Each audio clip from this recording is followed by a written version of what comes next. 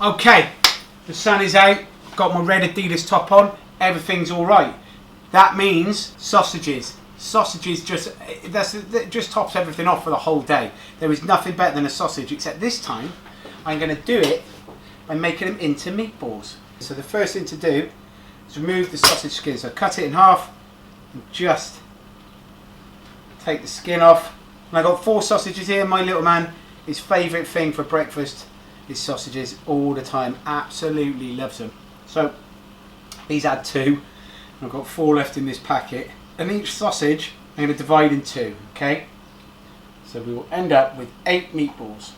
We'll roll them around and stick them to a non-stick frying pan. They do contain quite a bit of their own natural fats. So I've added no fat to the pan, alright? So what I'm just going to do is let them kind of render the natural fats that are sitting in them, let that come out. And as that happens, they'll kind of caramelise and start cooking up. And put a little splash of oil in just to help them along the way. Now, the tomato sauce, it's actually a tin of vine-ripened tomato and basil soup.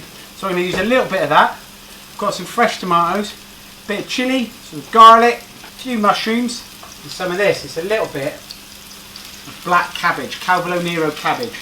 Really nice, really bitter flavour. And I've got some fresh Parmesan cheese I'm going to grate on the top when I finish. Pasta shells here. They're going to go in. Salted water. I'm going to cook them for about 8 to 10 minutes. Whilst our meatballs are cooking. That's cooking. Sausages beginning to colour up. Mushrooms, just going to take the stalks off them. I'm going to thinly slice them, okay?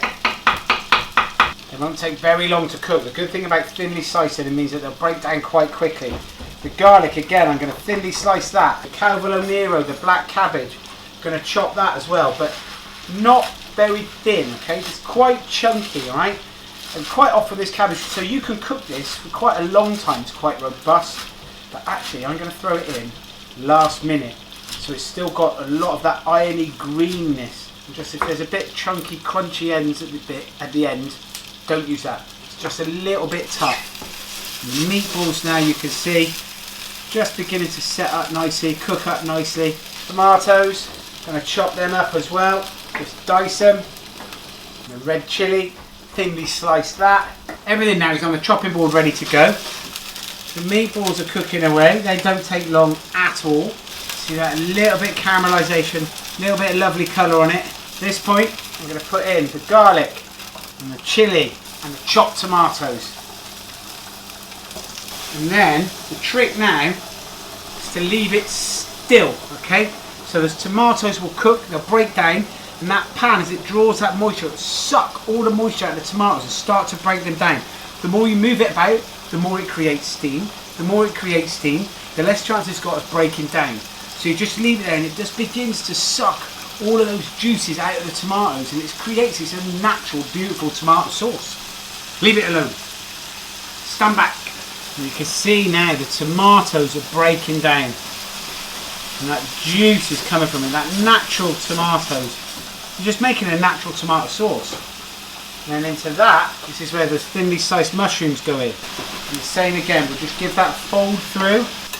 Pasta shells are cooking, they're still quite firm. The mushrooms, again, they contain so much water, so they just begin to absorb. And the sauce is being made basically from the natural juices that come from the tomatoes and the mushrooms. And I'm going to add a splash of this at the end, this tomato soup. If you think actually a tin of the ready-made sauce is about, I don't know, £2, £70, £80, £3, that's a couple of quid. So it's even cheaper than buying your ready-made sauce, alright? And the yield, the amount you'll get from it is much more. Those tomatoes have really broken down. They've made like this lovely tomatoey stew. And the mushrooms as well. They're beginning to kind of wilt and go soft. And they're breaking down as well. And at this point, I'm going to put in a splash of the soup. That's about it. That's all we need. We stir it together. We're going to bring it up to the boil. And then I'm going to throw in my Calvolo Nero cabbage, the black cabbage. Okay, so up to the boil, okay? The smell of that soup is amazing. It's mixed with the broken down tomatoes, the chilies, the garlic, all those flavours that are coming out. The meatballs are definitely cooked. And then at this point, just put in the black cabbage. Let's put it on the top. I'm just going to leave it to sit on the top and just slowly kind of steam from the bottom up. So where that steam can't release because that cabbage has acted as a lid, okay? Sat there, the steam's going to come out, hit the cabbage and it'll cook it from the bottom.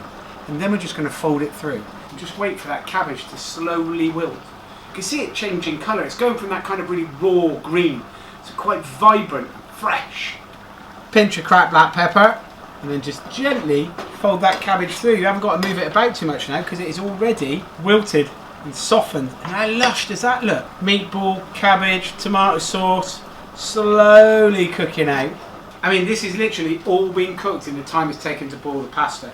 I mean, that's how quick this tea is. And do you know what? This looks beautiful. It's going to be really pretty. Why don't you send me some of the pictures of the things that you've been cooking? I would love to see them. Particularly things that you've blagged together. They haven't got to be recipes that you've taken from us, something that you've made up. I would be really interested to see what you've made up. And the results. I want disasters as well as good ones.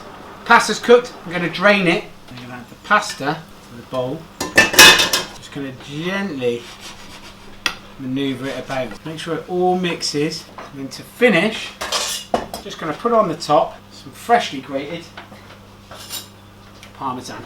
Do you know what? If you haven't got Parmesan, it doesn't matter. It's not the be all and end all. Very simple, easy to do. Sausage meatball pasta.